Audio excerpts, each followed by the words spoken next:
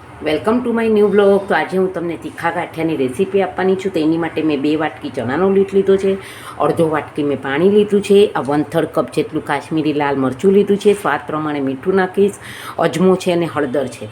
આમાં હું તેલ મોણનો ઉપયોગ નથી કરવાની. અને મેં એક તપેલી લઈ લીધી છે, જેથી આપણને ચણાનો લોટ બહુ જ હાથમાં ચીપકે તો આપણે તપેલીમાં નાખીને જ એનો લોટ બાંધીશું.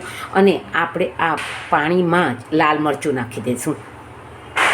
તમે જોઈ શકો છો કે મેં આ 1/2 કપ જેટલું જ પહેલાં પાણી લીધું છે. એમાં લાલ મરચું નાખી દઈશ તો આપણો કલર બહુ જ સરસ આવશે, આપણા ગાંઠિયાનો કલર બહુ સરસ આવશે. અજમો એમાં નાખી દઈશ અને આ હળદર પણ એમાં નાખી દઈશ. આ પાણીમાં બધું નાખીને આ મસાલો તૈયાર કરી નાખ્યો છે.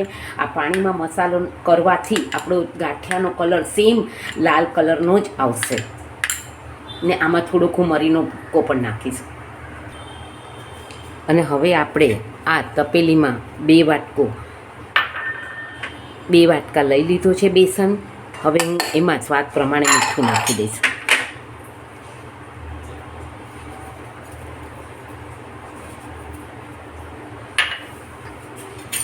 અને આ મરચાંની પેસ્ટથી જ લોટ ઓલો કરીશ.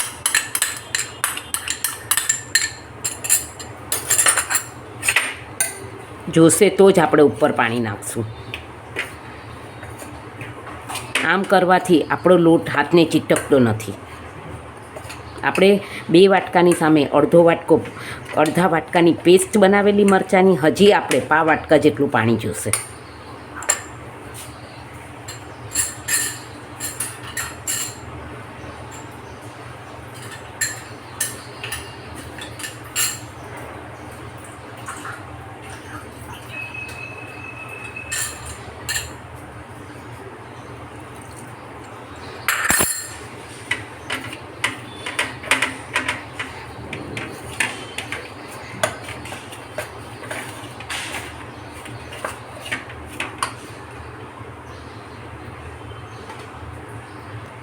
તમે જોઈ શકો છો આપણો આ લોટ બંધાઈને તૈયાર થઈ ગયો છે.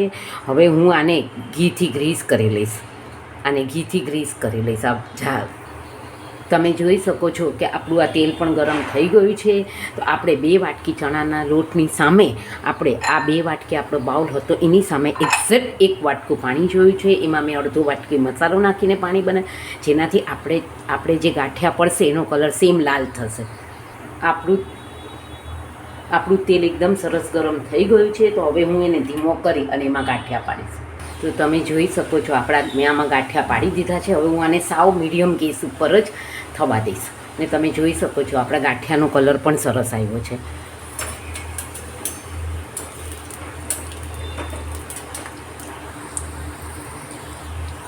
ને આ ગાંઠિયા જાડા હોવાથી એકદમ ધીમા તાપે જ આને કડક થવા દેવા પડે છે, નહીં તો આ કડક નથી થતા અને પછી નરમ લાગે છે ખાવામાં. એટલે સાવ ધીમા તાપે જ આને તળાવવા દેવાના.